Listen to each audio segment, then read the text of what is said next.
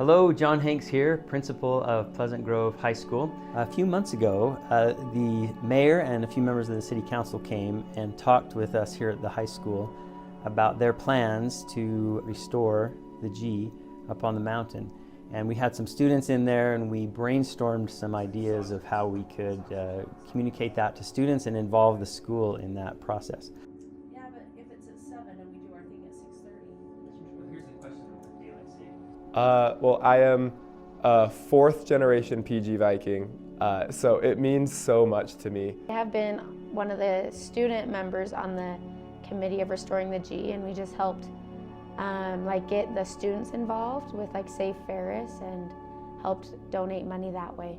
And I think it's just super cool that I get to put my mark on Pleasant Grove by rebuilding the G, and it won't be forgotten for a very long time. So I just think it's super neat. The G itself, because I think it just represents everything we stand for, and the fact that I get to help out with that is just, I think I'm making all of my Pleasant Grove ancestors proud. As part of that process, I decided to try to learn as much as I could about the G and about the history of the G. And that led me into a fascinating story that I grew to love and was exciting to learn more and more about it.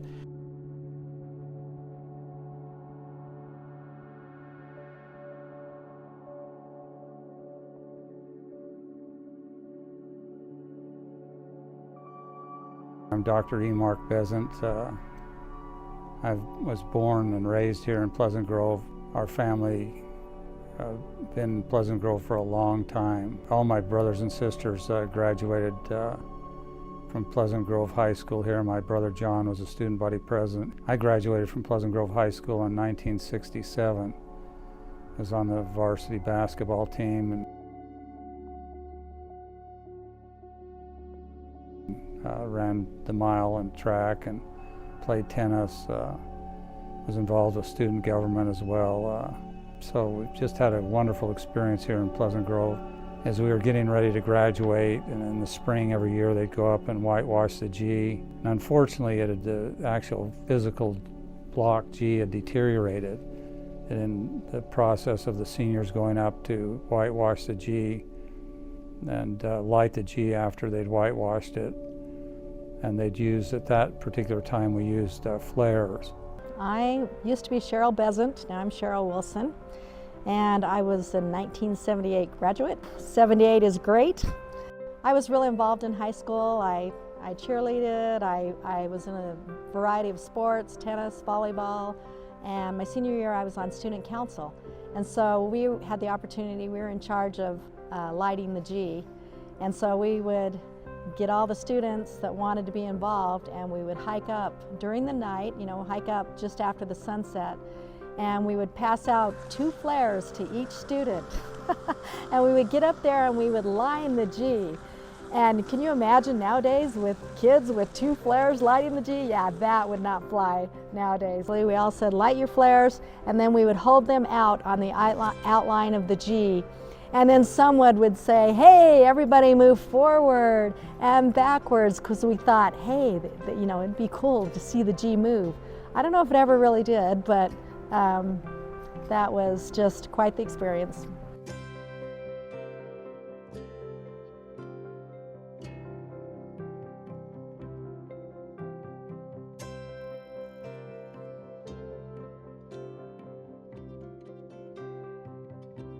I read a little of the history of the G. That led me to look into some of the old yearbooks back from the 1920s, 1930s, and was fascinated and really quite an experience to see what life was like for our students here at our school back then, and then the involvement that they had with the G over the years.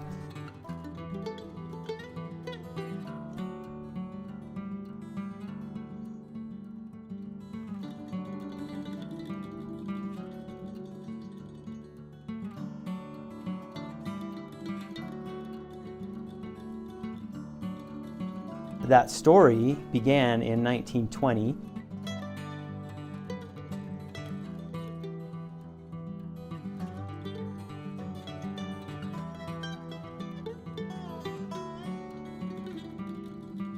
The principal, David Gorley, of the school, needed to relocate the school to a building that was large enough for all the students. As part of that, he gathered the student body together and asked them if they would rather have a G on the school or a G on the mountain. And the students unanimously voted that they would want to have a G up on the mountain. Question, would you rather have a G on the mountain or on your school? On the mountain, probably. Probably on the mountain. So the principal, Mr. Gorley, gathered the students together to make a plan. The mayor of Pleasant Grove at that time was Junius Hayes, and he was also a math teacher and a professional surveyor. And so he took on the task of taking some students and finding an appropriate place for the G up on the mountain. They went to another fellow that also had some expertise in terms of surveying, and he offered to help out with the surveying of it. So they went up, they looked over the side of the mountain and determined the one spot that would be the best to put a large G up there. First they went up to the canal up there and looked up on the G and mountain, or what we call G Mountain, but it was Little Mountain, and decided exactly where they'd kind of put it above that first tier of steep hills going up, and that they'd put it, that would be a good location for it. Once the spot was found, he returned a little later with some math students that could map out and get the details of how to put the G on the mountain. One interesting thing was the dimensions of the G had to be adjusted, because seeing the G from the perspective of looking up the mountain, if the bottom and the top of the G were the same dimensions, it would look like smaller at the top of the G. So they had to measure it in a way that the top of the G is actually longer than the bottom of the G, to give that perspective looking up the mountain that it is the same size. So they had to take all that into account back in 1920. I thought that was unique that they were that perceptive. The principal had all the kids, the boys out of school that were doing well in school, to go out. They had set the date to go up there, and I think it was May 10th, 1920, went up there, and the kids were taking pack animals up and stuff up there. And they said, when we interviewed the people that had actually been there, they said it was just like a swarm of kids all over the mountain, and they were gathering rocks from the Grove Creek side, they were gathering rocks from the Battle Creek side, putting it inside of where they had surveyed it. Old Charlie Holman, he decided to take a wheelbarrow up that it might help out with carrying the rocks over. We'd get when they take the lime up, and they'd take pack horses and things up to carry the lime up, and then they'd take buckets. And the springs usually would wait till the springs started running just above the G. And we'd get the water from there to mix with the lime, and then slop it with brooms and stuff over the rocks. And people would bring the rocks in and kind of try to reposition them the best they could. So once the location was decided, the student body gathered together about 100 of their strong boys, and they in one day went up the mountain, cleared the area for the G, carried up the rocks to the mountain, and laid them out in the position of the block G. So that was a pretty amazing feat for this class of 1920 to take care of clearing the area, bringing the rocks up, and assembling the G all in one day. In the yearbook from 1920, one thing that they said was, above all the splendid accomplishments of the senior boys of 1920 stands conspicuously the placing of the large block G on the face of Little Mountain. So the class of 1921 can claim the first efforts to put a G up on the mountain here in Pleasant Grove. But they were so excited once they got this all done and whitewashed that they ran down the mountain and went on the canal banks to look up at the beautiful job that they'd done up there to see this block G. And over time, as we did the history on the G, we found out that there had been different times again that they had done some work on the G again. It became a tradition every year to go up, whitewash, redo the rocks, whitewash the rocks, and celebrate yet another year here in Pleasant Grove and the successes of the school. As the years went on, in 1948 was the first time the students went up and whitewashed the rocks up there on the G. So that was kind of the first upgrade that the G got, was a recoloring of the white color. And then in 1960, 40 years after the original building of the G, the G ran into some problems.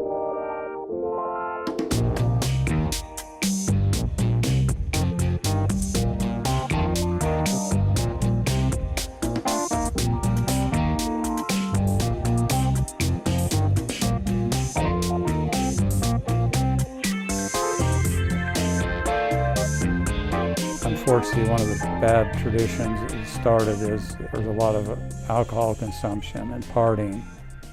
I felt very uncomfortable about that. In fact, I told a bunch of my buddies, look, I'm busy doing some things after school, and when I get up there, I expect you to have some root beer up there for me. That's not a really good tradition. And so when I came back as a faculty member, again, the deterioration had continued with the Block G. As we got into the history, is in 1960, again, the G had fallen into disrepair then, and again, unfortunately, there had been some of these traditions of alcohol consumption and whatever that had been a part of the seniors celebrating after they had restored the G. And it was sad because Lynn Southam, probably one of the great student body presidents that had ever been here, was a student body president that year. Went on to be the president of Brigham Young University, the student body president of Brigham Young University. Just a great guy, but he went and met with the Forest Service people and said, we need to upgrade the G, we need to make it better, and we need to stop some of these traditions. And he did a lot during that year in 1960.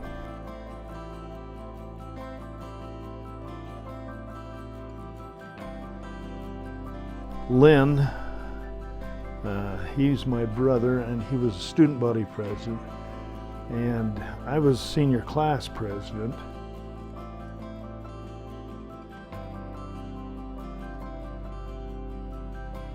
There had been no whitewashing of the G for several years, and it wasn't looking good. Plus, it was a tradition that every spring there'd be a senior slough day. I don't know what we call it, but I think it was senior slough. And everybody would take off, but to justify it, they'd go up and whitewash the G. Actually, this is Tuesday, May 23rd, 1961. What a day. We had a meeting today, 6th period, on the problem of whitewashing the G. Mr. Ingersoll said that the contract had expired and we could not go up to the G. Forest Service was concerned that there was not one general organization that had ownership over the G. The G had also fallen into a little bit of disarray with some apathy and lack of interest in maintaining the G that had evolved over the years. Because it's a block G, you know, straight sides and whatever, you know, and it wasn't a rounded G. Some of those straight edges, the rocks had rolled away from it, whatever. There'd been a little bit of vandalism. So in 1960, the principal of the school, Grant Ingersoll, gathered together a group of the senior class and student body officers to have a discussion on what to do. And we planned a slough day to whitewash the G, and Grant Ingersoll, the acting principal, because A.J. Rogers had passed away, he says, you know, you can't do that. He says, it's up on the hill. That mountain's controlled by the U.S. Forest Service, so we can't go up there. And I said, so you mean we're going to have to watch that G just crumble and deteriorate? He says, well, I don't know, but we can't go up there. We don't have permission. And I said, if we had permission, we could go, right? Yeah, but we don't have permission.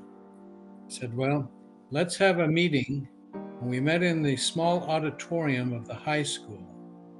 I told him, well, let's have a class meeting. We'll tell him we're canceling the day.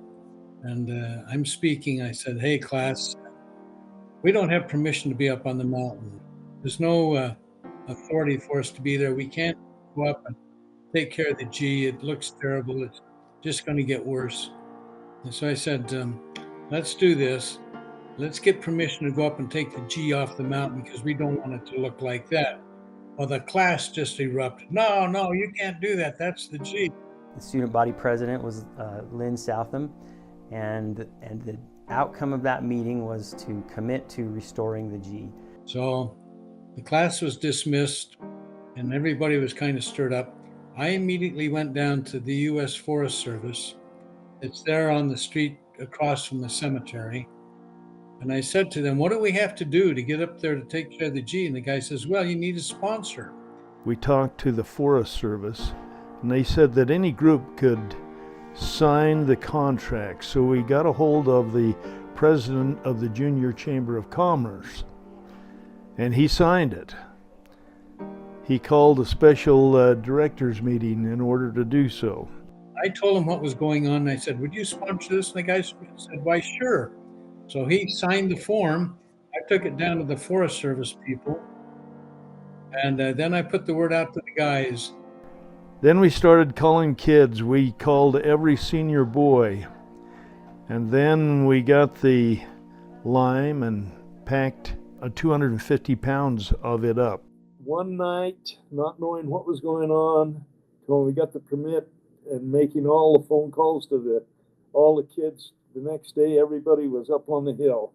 It was awesome. As we were busy calling everybody, I called Grant Ingersoll and I said, Mr. Ingersoll, we got permission. The form's been signed. It's been given to the Forest Service. We're not coming to school tomorrow. Have you noticed the sore and sunburned seniors? Last Wednesday, the senior class reinstated an old tradition. They whitewashed the G for the first time in several years. Even the girls pitched in and helped. They had a little trouble making the hike up, but after a short rest, everyone went to work. When it was all done, a group of girls brought some root beer and donuts to the tired, but still hungry boys. They were thanked by getting thrown into the canal. But all in all, it was a day the seniors will never forget. We'd like to thank all those who helped, especially the boys for their efforts and labors.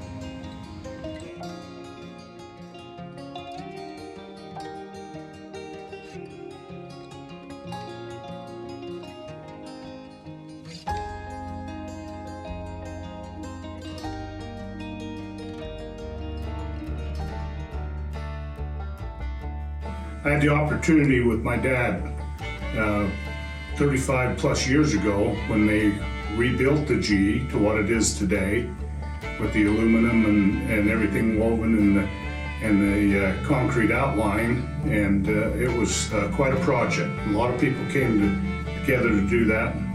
Was that the G was that cement was going to be placed on the outside of the G.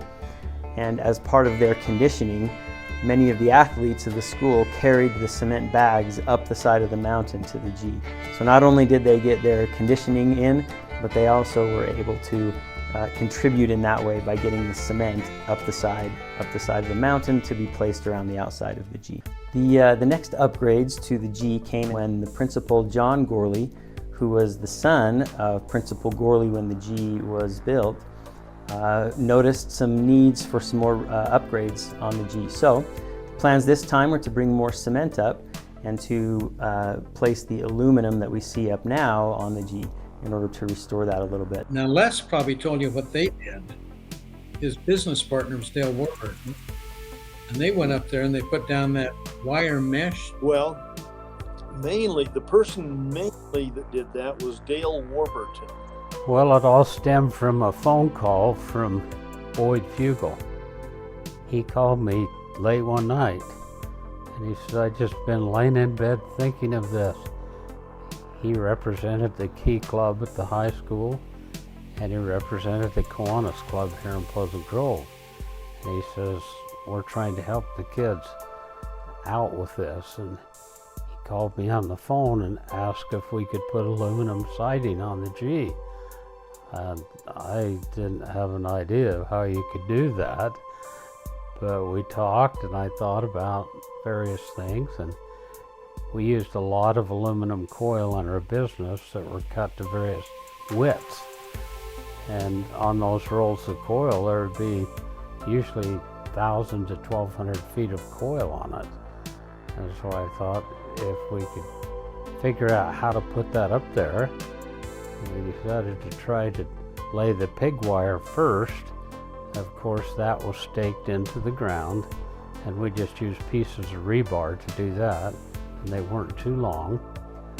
And then the kids, when they got up there, they would have to take that coil and cut it off the master coil and weave it through the pig wire until they had that whole thing done. And we had a runoff reel that we could put the coil on before the helicopter picked it up and took it up there. So it's already mounted. You just had to pull it off that roll-off reel and cut it to the length you need it. And they took it up and down vertically. So I think it turned out better than we ever expected. You got up close to it and you wondered what in the heck is going on. This time, donations were gathered from members of the city in order to provide for the renovations and the upgrades on the G.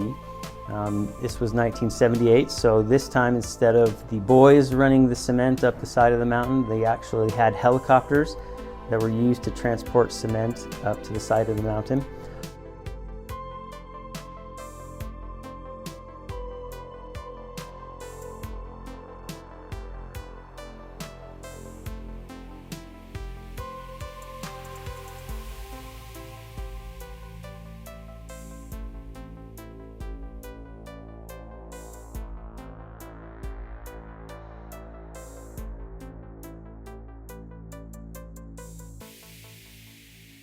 I was happy with the outcome of it. And I was happy because it allowed so many students to be a part of it, and they had to work really hard up there that day. It was not an easy task. It was tedious. By the time you would weave that coil through every one of those little squares in that pig wire, you know, you had a job on your hands. You had to go from the top down to the bottom. Also at this time, the Kiwanis Club and their Key Club organized a way to have electricity up there. So now to light the G, rather than using candles or flares or flashlights, the students could actually go up and lay out the lights with power up on the G. And in my tradition, having been a part of the earlier flares and stuff, I just thought, we just can't let that happen. We cannot stop lighting the G. That is a proud tradition. And we've got to be able to do it with electricity. Fortunately, one of the members of the Kiwanis Club also worked for Utah Power and Light. I don't want to say that he stole the generator, but he borrowed a generator from Utah Power and Light, but it was heavy. And so we had old Buck Carter here in Pleasant Grove. He had Carter's Automotive down there. He said, well, I'll weld some wheels onto the generator, so we got permission and welded wheels on the Power and Light's generator. We got all the wires put together. We figured out how much electricity it'd take, how many feet of wire, got all of that hooked up, got all the light bulbs, put the light bulbs into packs so the kids could carry the packs up there. And we were going to light the G for the first time with electricity.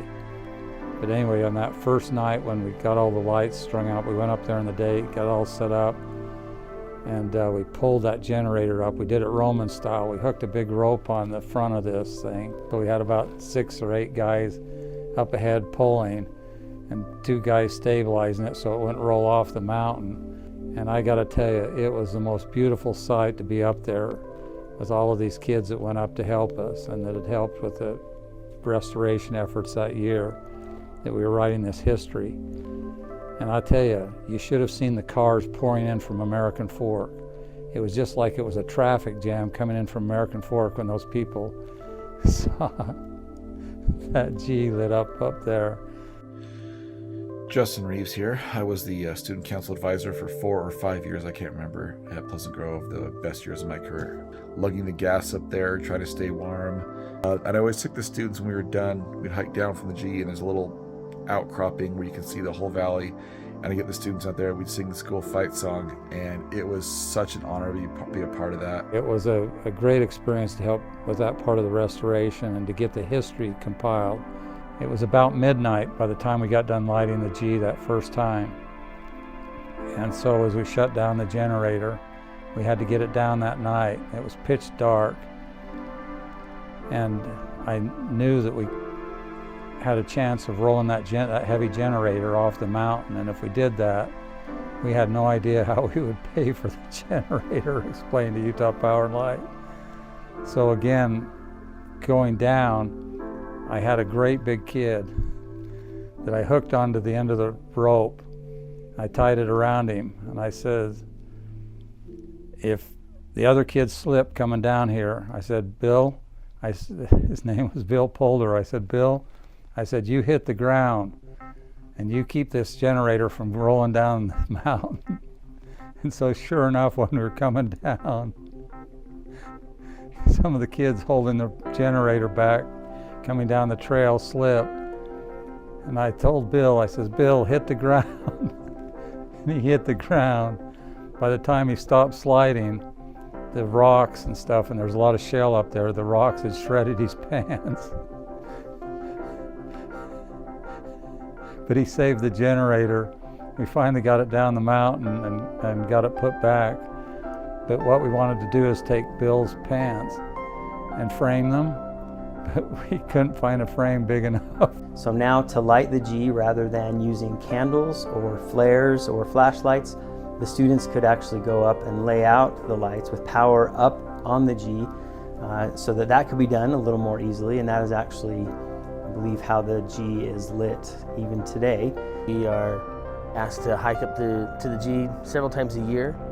We always light it at homecoming and graduation, strawberry days, and then anytime there's a state championship. It's been a fun transition over those years. We've kind of gone from having all incandescent bulbs to having LED bulbs up there. The G has always been kind of our showpiece of Pleasant Grove. The Forest Service, which it lays on Forest Service property, has asked us to do something with the G to make sure it doesn't go in disrepair. But now we find that we need to update it. We need to redo the G. I think the G stands for the Vikings and for Pleasant Grove and what we're all about. But it just unites us all in our community. And I think especially in our high school activities, I was proud to wear my Letterman's jacket. It's just a symbol of who we are in Pleasant Grove. Restoring the G does not come without a cost, and so we invite everybody to come forward and participate. Small donations, large donations. We appeal to those who want to be part of it and can financially support us. We'd appreciate that. It was put up there in the first place by seniors who they were coming out of the Spanish flu pandemic. Well, what the G means to me is that it sits upon, I call it G Mountain, and it shows our civic pride and that we're all together, and it's a symbol of not our high school, but our community. The G has been the symbol of our community for so many years. I can't imagine it ever going away. It's just such a sense of pride. I remember when my daughter won the state championship volleyball, it was so exciting to see, the police escort and then to see that G lit up on the mountain. So we need to get that G restored and keep it there as a symbol of our community. I'd encourage anybody out there who wants to be part of this and who can financially support to it. We're going to have a great campaign, fundraising going on, and if it's a few dollars or thousands of dollars, we would encourage those, because it's quite a cost when the logistics of getting concrete on the mountain, and so we'll need more funds than we presently have, and we hope all of you will contribute and even be part of some of the service projects we'll have revolving around the G. There were 35 students in the class of 1920, only 35 kids. 4 of them were still living in 1979 when we were writing this history, and we interviewed them. But this is what they wrote in their yearbook. It says what the G stands for, that we were green, but we have gradually grown in gratitude towards our parents and school for the grand opportunities presented to us. It signifies that we will not growl or grumble, but will become great through growth in Pleasant Grove. Whenever I'm coming home from a trip, it's just always like so fun driving like on the freeway and then seeing the G. It's like, this is home, this is home. It's just, for years, it's just shown how awesome Pleasant Grove is. And so if you want to be a part of that and show how cool we really are, get involved and let's restore that G. I really think that G represents the history of Pleasant Grove. And we just don't want to forget. I have always watched my brothers win state and like the G, and it's just cool to see how it means so much to every single person that lives in PG, even if they're new or if they're old. We all look at it as something that unites us and something that brings us closer together, and so it's cool that it can be restored so that it stays on the mountain longer. Seeing the kind of the dirt kind of washing away from underneath it, and so the condition of some of the of the concrete and some other parts, it makes you realize that the G really won't last forever if we don't do something about it. As a school, we're hoping to be able to come together to not only raise money, but provide whatever service hours and opportunities there are to do our part, just like the students of previous generations, to do our part to be able to restore the G on the mountain. It's a great source of pride for our community. It's a great source of pride for our school. And I might say that when we were doing that restoration and that history and working with the Kiwanis Club, I was so touched by the leadership of this community. It was just wonderful, and so I hope today, as I see this modern day effort to restore the G and make this effort. The G is a really cool symbol for the community, for the school, and I think a lot of people use it as a way to kind of signal that you're home, that you can see the G. You guys can go donate online. There's a spot on the Pleasant Grove High School webpage that you can donate, and there's some other spots. Look out on social media to ways to donate. Any donations we can get will be such a huge help to getting this giant project done, but it'll be so worth it in the long run. That G on the mountain, that school, that small community, the brotherhood, sisterhood that we shared was really neat. You know, I'd encourage any of you who haven't taken your families for a hike this spring, go visit the G. It's a great afternoon hike or morning hike, and really interesting to see what it's all about up there and how it's constructed, and then you'll see a difference after it's new. I think that'd be a good thing for all of us that can make it up there. When I heard that they were going to restore the G again and make it even better than ever, it just made me so thrilled to think that, again, that great symbol that has meant so much to so many generations would maybe have that one final effort to restore it, to improve the lighting even more than the electric generator that had been used for some time, and that it would continue to be a symbol of exactly what they put in that yearbook in 1920. I really hope that, you know, my kids will continue to be able to do that, and my grandkids, and PG means a lot to me, and the G is just kind of part of the heart of Pleasant Grove, really. You can see it and feel it's your home. I go up there often with my kids. A couple Saturdays a month I hike my kids up there just for the good view and to feel a part of Pleasant Grove. It's the greatest, it's a great monument. Every time I see it, every time we drive by, my daughter points up, that's the G, because she's hiked it and she's so proud of it. But I have to think that here in Pleasant Grove, there are many, many people that can trace their success back to Pleasant Grove High School. I just have to think that as we make this effort now, that there are enough people out here that'll get their pocketbooks, they'll get into their bank accounts and say, you know what, I want to support this effort because I want that G to stand there until through the millennium as a symbol of the good, all the good that Pleasant Grove represents. Pleasant Grove High School students and community, now is our opportunity to do our part to add to the symbol of the G on the mountain. This is a great opportunity for us to do our part and make that G be something that the city can be proud of.